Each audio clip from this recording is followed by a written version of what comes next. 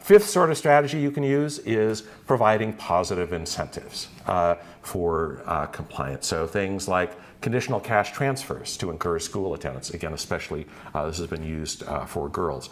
Providing free mosquito nets to parents who complete a series of vaccinations. A variety of incentive approaches. A sort of traditional economic view of how you improve compliance.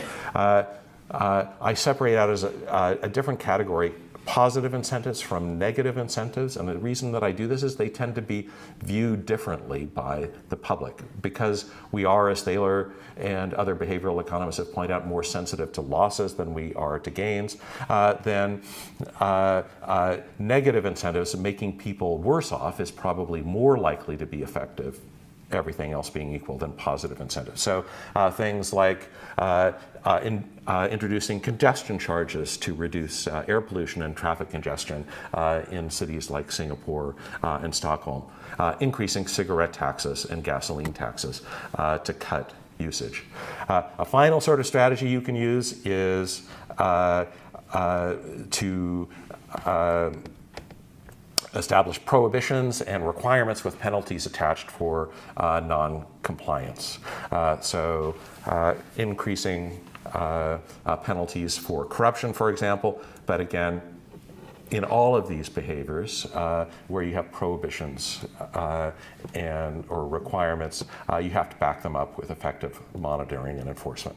Okay, so first strategy, general strategy, is try to match the barrier to your instrument. Second is you think about moving up to more intrusive instruments. Third sort of strategy is you change the settings on the instruments that you're already using. So, for example, if you want to promote wind power, then you increase the incentives for wind power producers. If you want to make more sure that people don't smuggle weapons on airplanes, you use more intrusive monitoring techniques. In combating corruption, again, you can raise the settings on the instruments you're already using, increase monitoring, increase severity of the penalties, but again, you need to pay attention to what your capacity is to actually enforce those penalties.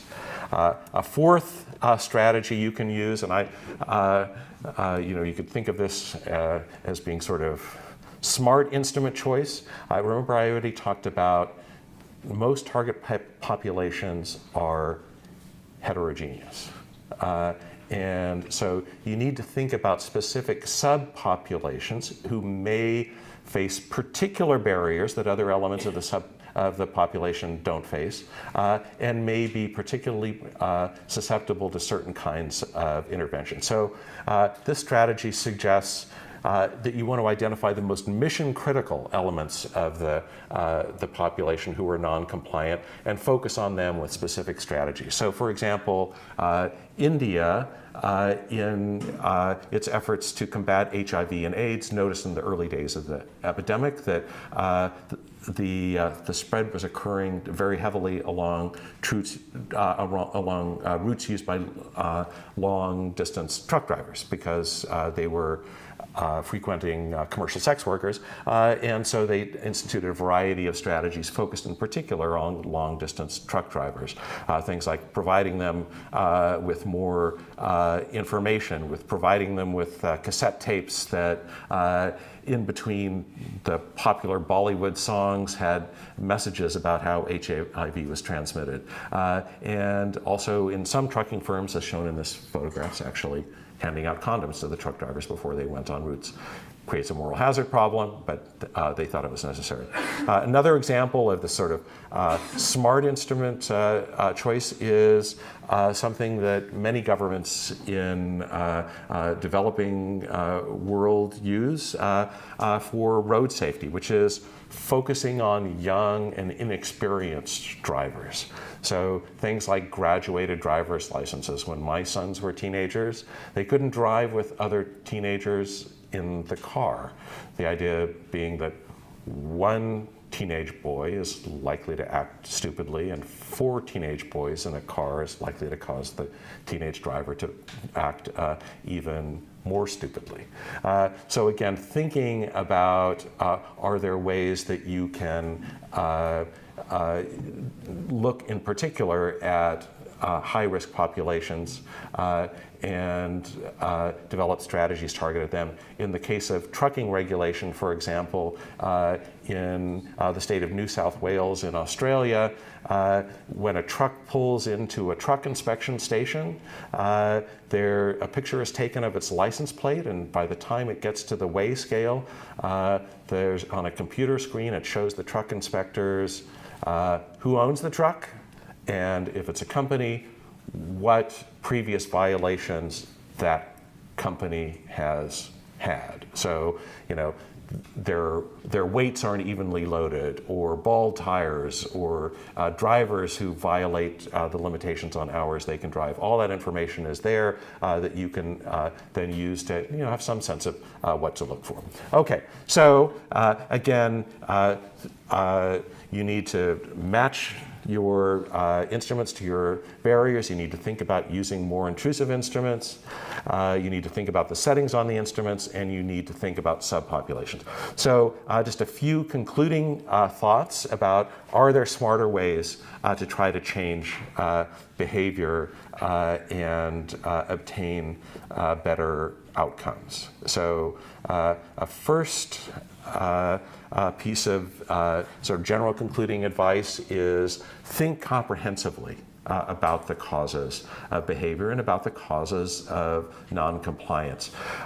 We often tend to say, oh, I think I know what the problem here is. The problem is an information problem, or the problem is an incentive problem. And we stop there, thinking we've identified the source of the problem. But again, if there are multiple barriers at work, and in particular multiple barriers that are more important for some subgroups than for others, then thinking comprehensively, having that checklist can lead us to make better diagnosis. And, you know, make sure you've got the right diagnosis, which may be multi-causal. Second piece of advice is consider all of the policy instruments that you have in your toolbox. Don't just assume that, oh, we should use choice architecture, or, oh, we should use a public information campaign with admonitions in it. Think about all the instruments rather than relying on a single instrument. And here I'm going to be critical not of behavioral economics in itself, but I think some of the ways in which it has perhaps been privileged in recent policy dialogues as a behavior change strategy. So why do you see so much emphasis in particular on choice architecture as a strategy and the way that we set defaults? Well, one, it's cheap. Two, it appears to be scientific because it's been endorsed by behavioral economics. Third, it's kind of the flavor du jour. It's kind of the policy instrument that is the fad of the day. Fourth, it seems to be non-political and is less likely to arouse stakeholder opposition because usually it doesn't involve direct compulsion, and it's often stealthy. That is to say, it isn't done very openly. And in particular for government bureaucrats, they can appear to be doing something that doesn't require legislative approval. So if they're getting pressure from their minister to do something, then a choice architecture intervention, which doesn't require legislation, is easier than, say, changing an incentive structure usually. But choice architecture does have some serious limitations. So, for example, when you need to get 100% compliance, choice architecture is unlikely to be able to do that. So we wouldn't use choice architecture, for example, to combat terrorists bringing weapons on airplanes. And I think choice architecture also has limitations in terms of dealing with relatively complex behaviors. So part of my work concerns trying to convince older workers to work longer, to extend their working lives. Well, what kind of changes are required in behavior? Is it a one-time behavior? No, it's a constant behavior. that it's something that occurs over the entire course of the rest of their working lives. They're already working, so that makes it a little easier to simply keep working. The default is that you keep working, but it is a behavior which has very different costs and benefits for different types of workers, depending on whether they have, whether they're working in a manual occupation or in a thinking occupation, whether they have disabilities or not. So again, choice architecture, I think, doesn't take you very far in trying to change these kinds of complex behaviors.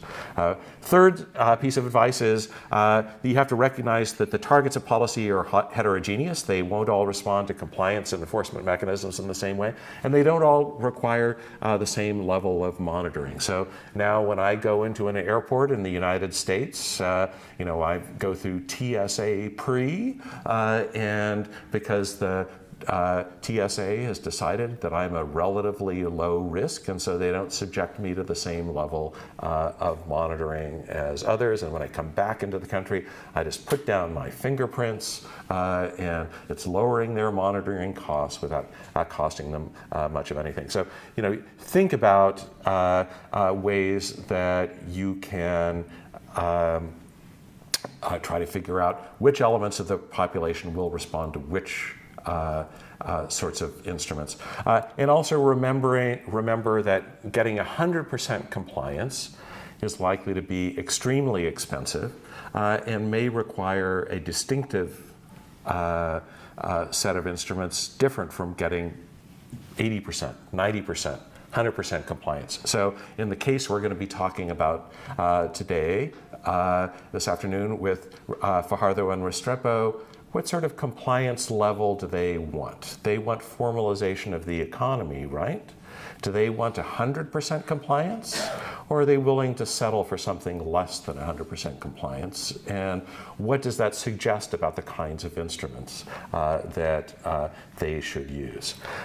Fourth general lesson is based on this, analyze how much compliance is good enough by whom to achieve your objectives, and remember that if you want big changes in behavior and 100% compliance, it's likely to require some intrusive measures and some intense settings, but that's likely to spark lots of opposition. Sixth piece of advice is to look for leverage points. What do I mean by leverage points? I mean places where you can reduce the target's compliance costs or reduce monitoring costs, simplify program delivery. So what are some specific examples of this? So withholding income taxes is a good example, right? Because your income taxes are withheld by your employer. So are you going to cheat on your taxes when you know that the Internal Revenue Service or whatever your tax agency is already knows what your income is, and moreover, they already have the money? You're much less likely to do so than if the government just said at the end of the year, we don't know how much you made, but figure it out and send us a check for all of it when you've probably already spent part of it. Another good example of a leverage point is about 20 years ago, the government of Kazakhstan was faced with a serious problem of stunting as a result of iodine deficiency. And the strategy they used made use of a leverage point they had. It's easy and cheap to require that iodine be put in salt, and there are only 2 salt companies in Kazakhstan. So just by influencing 2 actors, they were able to essentially solve their problem of stunting. So again, think about, do you have leverage points in the system? Seventh piece of advice is think creatively about secondary targets, not the people whose behavior you're trying to change directly, but people who can influence that behavior and to influence compliance levels. One of my Georgetown colleagues, 2 of my Georgetown colleagues, James Habyarimana and Billy Jack, have done a wonderful experiment in Kenya with matatus, the little minibuses that are one of the main means of intercity transportation. A number of interventions have been tried to get the drivers of these matatus to drive more safely. and they all had failed. What my colleagues did was, and they did a randomized control trial on this, put signs in the Matatus to try to empower the passengers, saying, don't just sit there as he drives dangerously, stand up, speak up now. It was called the heckle and chide strategy, and it in fact had dramatic impacts on the accident rates of Matatus. And there are lots of areas where you can use secondary targets. So things like using public expenditure tracking surveys to inform and engage citizens, to make sure that when the information comes out that their local schools were getting X amount of money and that money doesn't seem to have been spent, that they could ask questions. Empowering and protecting agency whistleblowers is another strategy that can be used to combat corruption. So an eighth piece of advice, and I'm almost at the end, is to think strategically about the long term when you're trying to change behavior. So in the campaign against smoking, for example, governments didn't start out at places where Australia is now, for example, where there's plain white packaging for cigarette packs, and you can't display them, and you get a fine if you smoke in a car with your own children in the car. In fact, it was a very long-term strategy that's been going on for 40 years that started off with relatively non-intrusive strategies about information about smoking risks, and that had a couple of direct effects in terms of denormalization of smoking. It no longer became acceptable to smoke anywhere. Stronger support for anti-smoking regimes among the public, and then leading over time to more aggressive tobacco control policies, all of it leading to reductions in smoking. But don't just think about what do I do tomorrow, think about what do I do tomorrow, 5 years from now, 10 years from now, are I think absolutely critical in most areas of behavior change. And you can see this in the anti-corruption area. So Singapore, for example, now seen as one of the least corrupt societies in the world, but in the 1960s had very severe problems of corruption. So what did they do? Well, again, it was a phased strategy, starting off with increasing the staffing of the anti-corruption agency to improve monitoring and detection, increasing penalties, and then gradually, when the country became richer, raising salaries to lower incentives for corruption.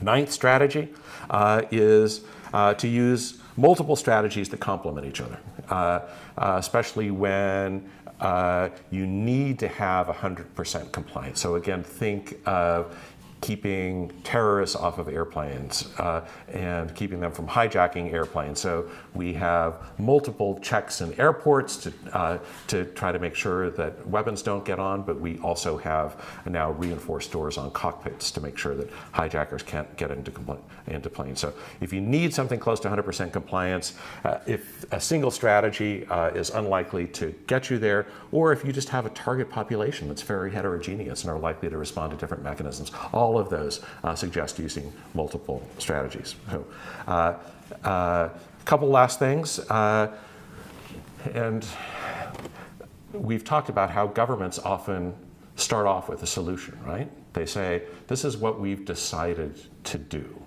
And they don't think about, are we thinking about the problem correctly?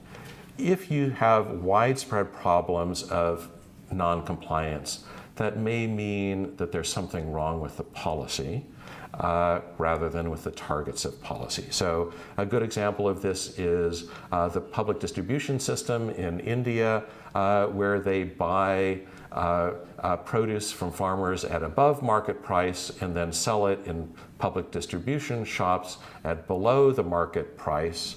And should we be surprised that this is a system which is absolutely overrun with corruption, both in the purchase phase and in the sales phase? I was teaching a case about this in India a couple of years ago, and one of the people in the class said there's an old Indian proverb saying, where there is honey, there will be flies. Okay, the problem there isn't with the targets, the problem is with the policy. Okay, so a last piece of advice is no matter which strategy you use, you probably won't get it exactly right in your first try. So monitor and evaluate outcomes, and fine-tune the policy and change course if you need be. That may involve changing the settings on your instruments, using a broader package of instruments, or changing your focus on particular target subpopulation. So I'll stop there, and happy to talk about any of these things that I've raised, or things that you want to raise.